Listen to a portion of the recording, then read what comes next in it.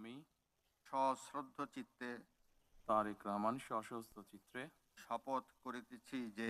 শপথ করিতেছি যে আমি আইন অনুযায়ী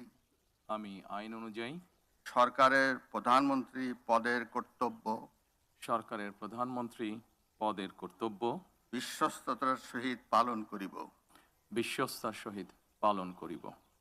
আমি বাংলাদেশের প্রতি অকৃত্রিম বিশ্বাস ও আনুগত্য পোষণ করিব। আমি সংবিধানের রক্ষণ সমর্থন ও নিরাপত্তা বিধান করিব। আমি ভীতি বা অনুগ্রহ অনুরাগ বা বিরাগের বশবর্তী না হইয়া সকলের প্রতি আইন অনুযায়ী যথাবিহিত আচরণ করিব।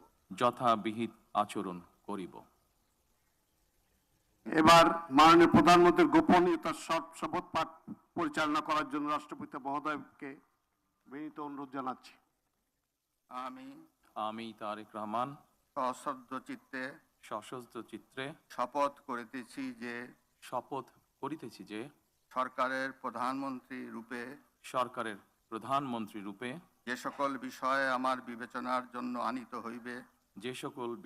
বিবেচনার জন্য আনিত হইবে বা যে সকল বিষয় আমি অবগত হইব তাহা প্রধানমন্ত্রী রূপে যথাযথভাবে আমার কর্তব্য পালনের প্রয়োজন ব্যতীত প্রত্যক্ষ বা পরোক্ষভাবে কোনো ব্যক্তিকে জ্ঞাপন করিব না বা কোনো ব্যক্তির নিকট প্রকাশ করিব না।